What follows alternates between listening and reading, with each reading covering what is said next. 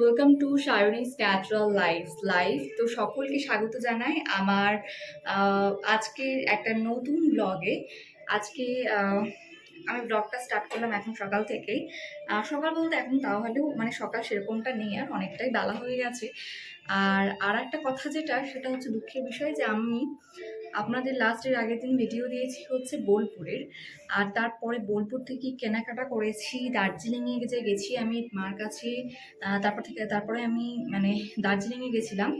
তারপর দার্জিলিংয়ে কয়েকদিন ছিলাম মার ওখানে। তারপরে আমি চলে এসেছি হচ্ছে আমরা এখান থেকে মানে দার্জিলিংয়ে কিছুদিন থাকার পর আমরা এসেছি হচ্ছে গ্যাংটকে। বাট দুর্ভাগ্যবশত কালকে আমার আমার একটা মিস্টেকে ওই সমস্ত ভিডিওসগুলো আমার কাছ থেকে ডিলিট হয়ে গেছে। এবার যতক্ষণ না আমি ওই ভিডিওগুলো রিস্টোর করতে পারছি, মানে যতক্ষণ রিস্টোর করছি আমি, ততক্ষণ অবধি তো আমি আর ওই ব্লগগুলো দিতে পারছি না। তো এবার যদি ওয়েট করে থাকি তাহলে আমার নতুন ব্লগও আসছে না। তো সেই জন্য আমি চাই না যে আর মাঝখানে আমি গ্যাপ দিই আর কি। ব্লগ যখন দিচ্ছি তখন আমার মনে হয় এখন রেগুলারটাই আমি রাখতে চাই, আর মাঝে আমি গ্যাপ দিতে চাই না। তো সেই জন্য আমি ওইগুলো স্কিপ করে একদম আপনাদেরকে নিয়ে চলে আসলাম সিকিমে। গ্যাংটক থেকে আমার ব্লগটা স্টার্ট করছি আজকে। আর যখন আমার ভিডিওগুলো রিস্টোর আবার হয়ে যাবে, তখন কিন্তু আমি ওই যে 4-5টা ব্লগ মানে এখন দেওয়া বাকি আছে, যেগুলো দেওয়া বাকি ছিল, যেটা অ্যাকচুয়ালি এখন আসতো 4-5টা ব্লগ আরও, সেইগুলো তখন আমি দেবো যখন ওটা রিস্টোর হয়ে যাবে। তো সেই জন্য ওইগুলো আমি এখন স্কিপ করে একেবারে আপনাদের নিয়ে চলে এলাম ঘ্যানটাকে। আর ওইগুলো রিস্টোর করার পর ওই ব্লগগুলো আবারও আমি কিন্তু দেবো। তো যতক্ষণ রিস্টোর হচ্ছে, তো সেই জন্য আমি ভাবলাম যে তাহলে এখন থেকেই স্টার্ট করা যায় ব্লগটা। তো যাই হোক, এখন আমরা আছি গ্যাংটকে, চলে এসেছি আমরা মার ওখান থেকে। আর হচ্ছে আজকে এখানে এখানে ওয়েদারটা মেঘলা মেঘলা ওয়েদার হয়ে আছে। অ্যান্ড সকাল থেকে মেঘলা একটা ওয়েদার। আর বৃষ্টি তো হচ্ছেই পাহাড়ে, মাঝে মাঝে বৃষ্টি হচ্ছে এখন। মানে প্রত্যেকদিনই বৃষ্টি হয়, তবে সকাল থেকে বৃষ্টিটা তুলনামূলকভাবে কম হয়। অ্যান্ড বিকেল থেকে অ্যাকচুয়ালি বৃষ্টিটা বেশি হয়। তো এখন তো রেনি সিজন, বৃষ্টি হওয়ারই কথা পাহাড়ে, এমনিতেই মানে বৃষ্টিটা বেশিই হয়। তো চলুন একবার আপনাদের পাহাড়ের ভিউটা দেখিয়ে দিই। তো এই যে গাইস, পাহাড়ের ভিউ।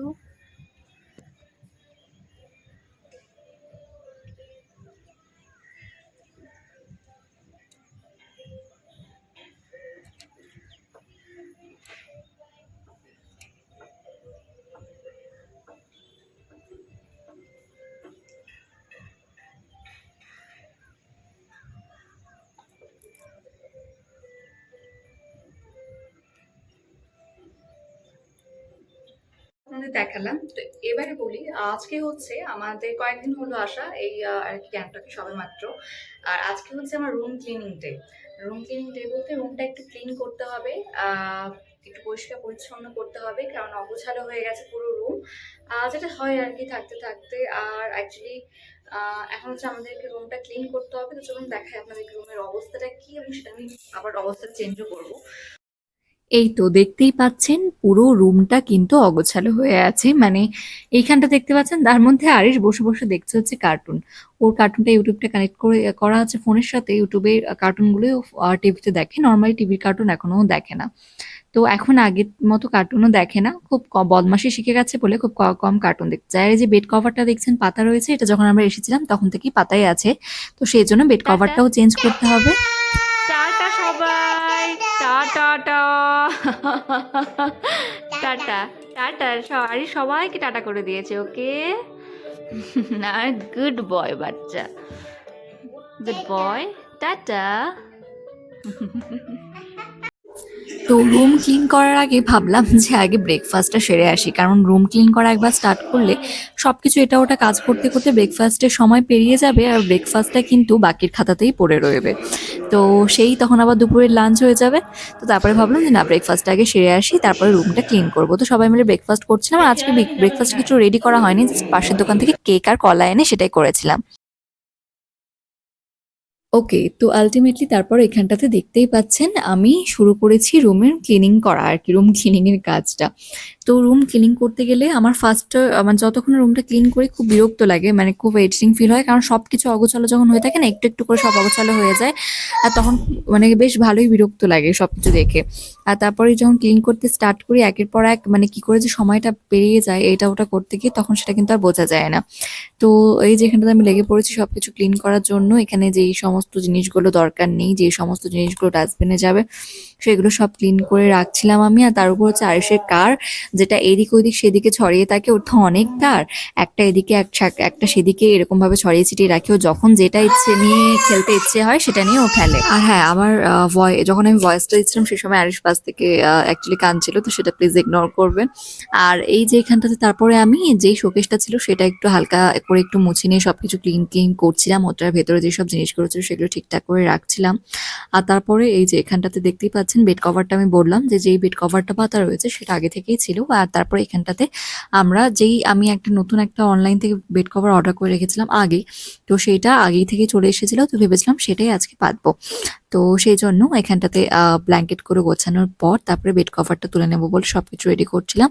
আর দেখতে পাচ্ছেন এখানটাতে বেড কভারটা তোলা হচ্ছে। শুভ এখানে বেড কভারটা তুলে ওই পেতে দিয়েছিল বেড কভারটা ভালোভাবে, কারণ আমার থেকেও বেশি ভালো ও সেট করতে পারে বেড কভারটা, ভালো করে পেতেও দেয়। তো এই যে এখানটাতে একসাথে লেগে পড়েছিলাম কাজে। অ্যান্ড এই হচ্ছে সেই বেড কভারটা যেটা কথা আপনাদের বলছিলাম। তো এটা হচ্ছে ফ্লিপকার্টে যে পার্সেলটাতে এসেছিল সেটার মধ্যেই রাখাই ছিল। তো এটা অ্যাকচুয়ালি আমি যখন ছিলাম না তখন শুভ এটা পিক করে নিয়েছিল। আমি জাস্ট ওখান থেকে অর্ডার করে দিয়েছিলাম এখানের জন্য।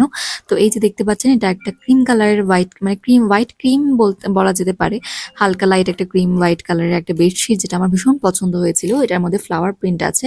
তো চলুন আপনাদেরকে পাতার পরেও দেখাবো যে কেমন লাগছে। বেড কভারটা কিন্তু সত্যি ভীষণ সুন্দর এসেছিল। যদি কারো এই বেড কভারটা পছন্দ হয়, আমি শর্টেও দিয়েছিলাম, আপনারা হয়তো শর্টেও দেখেছেন, আমি এটা দিয়েছি ভিডিওটা। তো সেখানে তো লিঙ্ক দেওয়া ছিল না, তো এই বেড কভারটার লিঙ্ক আমি আমার ডেসক্রিপশনে দিয়ে দেবো। যদি আপনাদের কারো নিতে ইচ্ছে হয় তাহলে আপনারা সেখানে গিয়ে কিন্তু লিঙ্কটাতে ক্লিক করলেই আপনারা ফ্লিপকার্টে এই বেডশিটটা পেয়ে যাবেন। বেডশিটটা খুবই সুন্দর, যেরকমটা আমি দেখেছিলাম সেরকমটাই একদম এসেছে। যেরকমটা দেখতেও সুন্দর সেরকমটাই এটার যে কাপড়টা সেটাও সুন্দর আর কি, বেডশিটের চিটটা যেটা সেটাও সুন্দর। আর বেডশিটটা সত্যিই ভালো পেয়েছিলাম, বেডশিটটা আমার খুব পছন্দ হয়েছিল। তো যেরকমটা আমার হোয়াইট কালারের বেডশিট খুব পছন্দের, কিন্তু সচরাচর এখন মানে সবসময় পাতা যায় না, যেহেতু আরিশ ছোট রয়েছে, ও তো নোংরা করেই দেয়। আর আমি যদি মানে বাড়িতে ওইখানে পাততাম তাহলে আরো বেশি ওইখানে নোংরা হয়, কারণ ওখানে ধুলোবালিটা বেশি বাড়িতে। আর এখানটাতে কি হয়, এখানে পাহাড়ের ধুলোবালিটা সেরকমটা থাকে না, তাহলেও কম নোংরা হয়। এখানে ধুলোবালির পরিমাণটা অনেকটাই কম, একদমই সেরকম ভাবে ধুলোবালিটা এখানে যেহেতু থাকে না, তো সেই জন্য এখানে কিন্তু বেডশিট পাতলে নোংরাও হবে না। তবে হ্যাঁ, যেহেতু বেবি রয়েছে আমার ছোট, তো সেই জন্য একটু একটু নোংরা তো তাড়াতাড়ি হয়েই যাবে, তো সেটা তো ম্যানেজ করতেই হবে। তবে তাই বলে কি হোয়াইট বেডশিট ইউজ করবো না, এটা তো আমি মানতে পারি না, কারণ আমার যেটা ভালো লাগে সেটা আমি কিন্তু করি যদি সেটা সম্ভব হয়। তো যখন একদমই আগে ছোট ছিল তখন অতটা আর মানে ধ্যান দিইনি। তবে এখন হ্যাঁ, চলে এসেছি এখানটাতে হচ্ছে হোয়াইট বেডশিটটা পাতার শখটা আমার মিটে যাবে। আমার ভীষণ ভালো লাগে হোয়াইট বেডশিট। তো যাই হোক, পাতার পর এখানটাতে আমরা দুজন মিলে পিলো ফাইট করতে স্টার্ট করতাম, তো তার আগে আর করিনি। তারপরে ভালোবাসা পেয়ে গেল যখন, তখন আবার জড়িয়ে ধরে নিলাম। তো এরকমভাবে কাজের ফাঁকে ভালোবাসতে কিন্তু সত্যিই ভালো লাগে। আর আমরা দুজন এরকমটাই, যেরকম হাজব্যান্ড ওয়াইফ সেরকমটাই বন্ধু।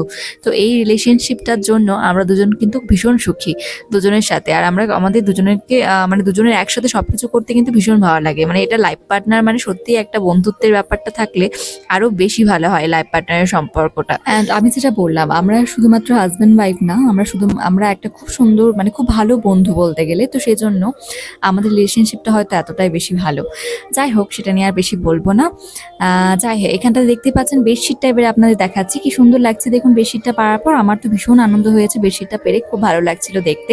আর পাশে আরেকটা বেড দেখতে পাচ্ছেন, সিঙ্গেল বেড। যেহেতু এই বেডটাতে আমার তিনজনে শুলে একটু প্রবলেম হতো, যেহেতু আরিশ এখন একটু বড় হয়েছে, ওর একটু জায়গা বেশি লাগে, কারণ ও একবার এই সাইডে যায় একবার ওই সাইডে শোয়ার টাইমে ওর কোনো ঠিক থাকে না।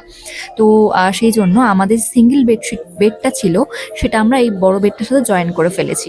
তো সেই জন্য আর কি ওই পাশে ওই বেডটা রয়েছে। আর বেডশিটটা যেহেতু ডাবল বেডশিট, তো একসাথে তো অত বড় বেডে তো অবভিয়াসলি পাতা যাবে না, কারণ ওটা তো অত বড়টা নয়। তো সেজন্য ডাবল বেডটাতে পেতে দিয়েছি সেটা। আর যেটা সিঙ্গেল বেডটা যেটাতে লাগানো ছিল হোয়াইট বেডশিট, সেটা লাগানোই ছিল। তারপরে এখানটাতে ওই যে হোয়াইট কালারের শোকেসটা দেখতে পাচ্ছেন, সেটা আমি এখানে ক্লিন করছিলাম। তো এখানে অ্যাকচুয়ালি ধুলো টুলো একটু পড়েছিল, নোংরা হয়েছিল এই কয়দিনে, সেজন্য সেগুলো একটু ভালো করে চকচক করে একটু ক্লিন করে নিয়েছিলাম। মাঝে মাঝে ক্লিন করতে হয়, না তো একটু নোংরা হয়ে যায়। তো যাই হোক, সবকিছু ক্লিন থাকলে এবং ঘরটা যদি গোছানো থাকে তাহলে আমার ভীষণ ভালো লাগে। আমি বিয়ের আগে একদমই এরকমটা ছিলাম না, কিন্তু বিয়ের পরে ওই যে বলে না মেয়েরা সব শিখে যায়, সেরকমটা। আগে মার কাছে কত বকা খেয়েছি সেই গোছানোর জন্য। কতগুলো আমি এর আগেও বলেছি, আমার কতগুলো ড্রেস মা ড্রেনে ফেলে দিয়েছে, আমি ড্রেসও গোছাতাম না, মনে হতো মা তো আছে করে নেবে। কিন্তু এখন বুঝতে পারি যে একা হাতে সবকিছু সামলানো কতটা মুশকিল। সত্যি, যে সামলায় সেই ঠেলাটা বোঝে। যাই হোক, তো এখন অগোছালো জিনিসটা একদম ভালো লাগে না, এখন আমার নিজেরই বিরক্ত লাগে। তো যতটুকুটা পারি, যতটা সময় পাই, যেটুকুটা পারি সবকিছু ক্লিন করে রাখার এবং গুছিয়ে রাখার চেষ্টা করি। তো আমার এখানটাতে শুধু না, বাড়িতেও আমি আমার রুমটা সুন্দরভাবে পরিপাটি করে গুছিয়ে রাখার চেষ্টা করি যতটা আমার দ্বারা সম্ভব। আর এখানেও তাই। যাই হোক, তো এখানটাতে এই যে সবকিছু ক্লিন করার পর এখানটাতে আমি মানে সব যা কিছু মোছার ছিল সবকিছু করার পর এখানে ঝাড় দিয়ে দিচ্ছিলাম রুমটা ভালো করে। যেহেতু ধুলো হয়ে গেছিল সেজন্য প্রত্যেকদিনই রুমটা ঝাড় দেওয়া হয়ই নর্মালি। তো এখানে খুব একটা ধুলো হয় সেরকমটা না, কিন্তু হালকা ধুলো তো থাকে। আর নর্মালিও তো আমরা বাড়িতে প্রত্যেকদিনই রুম ঝাড় দিই। তো এখানেও সেরকমটাই করি। তবে একটা জিনিস হচ্ছে, একটা ছোট বেবিকে নিয়ে সবকিছু সামলানোটা কিন্তু খুব একটা ইজি নয়, জানেন। আরিস যেহেতু এখন ছোট, ও খুব দুষ্ট হয়েছে, ওকে নিয়ে সবকিছু সামলানোটা খুব একটা ইজি হয় না, তাও সামলে নিই যতটা সম্ভব। আর এই যে দেখতে পাচ্ছেন, তারপরে আরিসের প্যাম্পার্সের প্যাকেট থেকে বের করে আমাদের বেডের পাশে যে ড্রয়ার আছে, এই যে ড্রয়ারটা, এখানটাতে বেশ কিছুটা ঢুকিয়ে রেখেছি। এখানে সাজিয়ে রেখে দিয়েছি বেশ কিছুটা, তাহলে আমার হাতের কাছে সবসময় যখন আমার দরকার হবে বেডে থাকলেও আমি সুন্দর করে এখান থেকে ড্রয়ারটা খুললেই সবকিছু পেয়ে যাব। তো সেজন্য এখানে বেশ কয়েকটা প্যাম্পার্স রেখে দিলাম, তাহলে এটা হাতের কাছেই পাওয়া যাবে খুব ইজিলি। আর তারপরে বাকিটা অন্য জায়গায় সরিয়ে রাখলাম। আর তারপরে এখানে এই যে হারিস, এখানটাতে একটু চুপচাপ বসে থাকে না, ও মাঝে মানে খুব কমই ওর ইয়ার একটুখানি চুপচাপ বসে থাকে, বাকিটা অল টাইম ওর কোনো না কোনো কাজ থাকে, ও কোনো না কিছু করতেই থাকে। আর সেই জন্য ওর পেছনে একটু ঘোরাঘুরি করতে হয়, দেখে রাখতে হয় ওকে চোখে চোখে, কারণ না তো কখনো হয়তো নিজেকে আঘাত করে ফেলবে, আর না তো কিছু একটা করে ফেলবে। তো সেই জন্য সবসময় ওকে দেখে চোখে চোখে রাখতেও হয়। একবারে ওকে এখন আর ছেড়ে দিতে পারি না। তো ওর সাথে সাথে মানে ওকেও দেখা হোক, ও দেখতেও হয়, সাথে কাজগুলো টুকিটাকি করে করতে হয়। তো এই যে তারপর এখানটাতে আমি যতগুলো ড্রেস রাখা ছিল সেই ট্রলি ব্যাগটার উপরে কয়েকটা ড্রেস জমে গেছিল, সেগুলো এখানটাতে ভালো করে গুছিয়ে টুছিয়ে রাখছিলাম। আর গুছিয়ে টুছিয়ে রাখলেও কি হবে, শুভ আছে, ও তো মাঝে মাঝে ওর ড্রেসগুলো সে অগোছালো করে রেখে দেয় আর কি। যতটা আমি গুছিয়ে রাখি তারপরে সে অগোছালো করে দেয়, যেরকমটা ছেলেরা করে। বাট তারপরেও আমাকে গাইস, সবটা এখন সামলাতে হচ্ছে হয়। বিকেলবেলা, মানে বিকেল না, সরি, সন্ধেবেলা, এখন ইভিনিং টাইম। আর বাইরে দেখা যাচ্ছে না। তা আমি আছি হচ্ছে কিচেনে। আর কিচেনে আজকে হচ্ছে একটা স্পেশাল আমাদের রাতে খাবার হতে চলেছে, সেটা হচ্ছে বিরিয়ানি। তো চিকেন বিরিয়ানি। অ্যাকচুয়ালি আমি বলেছিলাম যে মোমো বানাবো আজকে, যেহেতু বৃষ্টি তো পড়ছে, বিকেলের পর থেকে বৃষ্টি স্টার্ট হয়ে যায়। অ্যাকচুয়ালি আমাদের আজকে মার্কেট যাওয়ার কথা ছিল, তো মানে ম্যালে যেতাম, সেরকম কোনো কাজ ছিল না, একটু ঘুরতেই যেতাম আর কি, বেসিক্যালি এমনি আর কি, আরিশকে নিয়ে। বাট বৃষ্টি শুরু হয়ে গেল, বিকেল থেকে প্রত্যেকদিনই বৃষ্টি হচ্ছে। তো তারপরে আমরা প্ল্যানটা চেঞ্জ করে ফেললাম। তারপরে বললাম যখন যাচ্ছি না মার্কেট, বৃষ্টি স্টার্ট হয়ে গেল, তাহলে আমি সবকে বলছিলাম যে মোমো বানাবো, মানে চিকেন মোমো বানাবো ভাবছিলাম আজকে। তো চিকেন মোমো বানাতে গিয়ে ও বললো যে তাহলে, আমি তো একটা অন্য কিছু ভাবছিলাম, আমি বললাম যে কি ভাবছিলে, তো ও বললো যে আমি ভাবছিলাম বিরিয়ানি বানানোর কথা।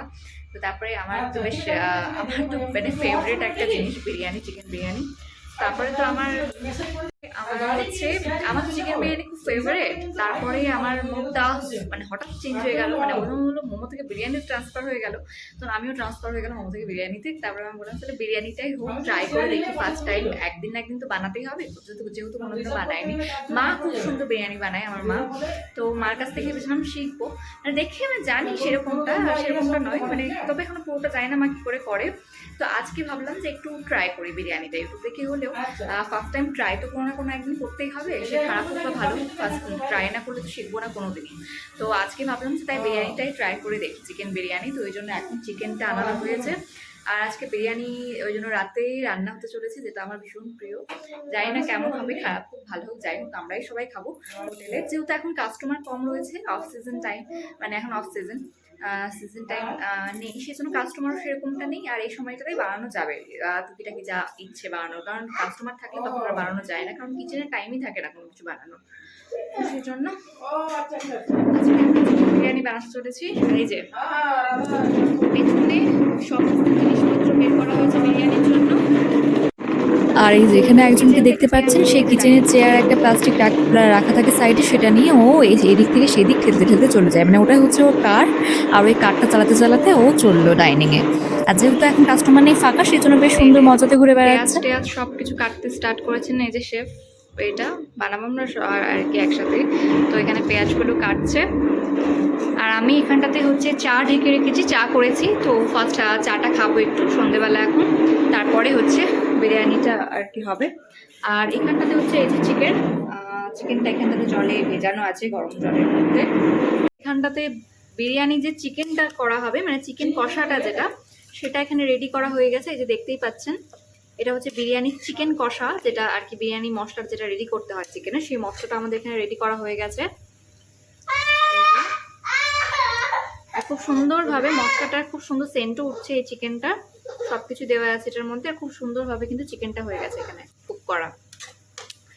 আর তার সাথে হচ্ছে আমাদের এখানে চিকেনটা এখন বিরিয়ানিটা দমে বসানো হবে। আর এখানে রয়েছে চিকেনের রাইস, মানে বিরিয়ানির রাইসটা আর কি এখানটাতে বয়েল করে 80% কুক করে এটা রাখা রয়েছে এখানে। এটা পরে দমে বসাতে হবে, কারণ বাকি কুকটা তখনই হয়ে যাবে। আর এখানে হচ্ছে দুধটা রেডি করা হচ্ছে, যেটা বিরিয়ানিতে পরে আমাদেরকে দিতে হবে সেইটা। এখানে হচ্ছে গুঁড়ো মশলাটা, যেটা বিরিয়ানির মশলা, সেটা এখানে আমরা রেডি করেছিলাম। আর সেখানটাতে করছে হচ্ছে বদমাশি, যেহেতু আমরা সবাই কিচেনে আছি সেই জন্য ও কিচেনে আছে, আর ও কিচেনে এসে বদমাশি করছে।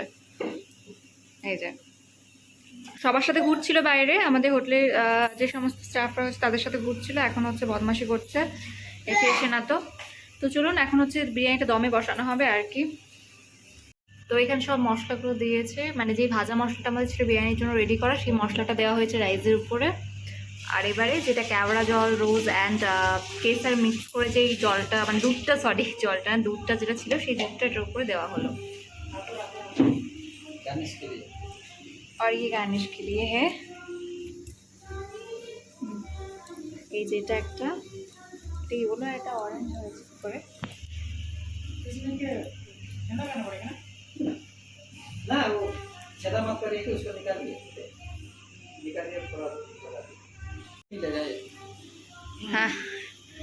तो इसके साथ মানে এবারে যাচ্ছে হচ্ছে আতর, মানে মিঠা আতর যেটা। हाँ ज़्यादा मत डालिए, बहुत डेंजर हो जाएगा। लेकिन थोड़ा ज़्यादा डालना पड़ेगा बोल रहे। देखिए नहीं तो बड़ा है ना। पूरा मोहल्ला का खाने आए। हाँ, हो गया, गार्निश के लिए दे दिया है अभी। बाकी जो राइस रखा था दो वो हो गया है। বাহ, কালারফুল লাগছে দেখতে। তো এবারে বিরিয়ানিটা দমে বসানো হবে, এটার উপর চিকেন দিতে হবে। চিকেন দেওয়া হয়ে গেছে, চিকেন দেওয়া হয়ে গেছে, চিকেনের লেয়ারটাও দেওয়া হয়ে গেছে। তো এটা নিচে চিকেনটা আছে আসলে, তার উপরে আবার রাইসের লেয়ারটা দেওয়া হয়ে গেছে। ব্যাস এবারে এটা দমে বসাতে হবে, এটা ঢেকে পড়ে। बंद हो गया। এটা এই যে আটা দিয়ে এখানে সিল করে দেওয়া হয়েছিল, এখন এটা ওপেন করা হলো, উপরে যে ঢাকাটা সেটা।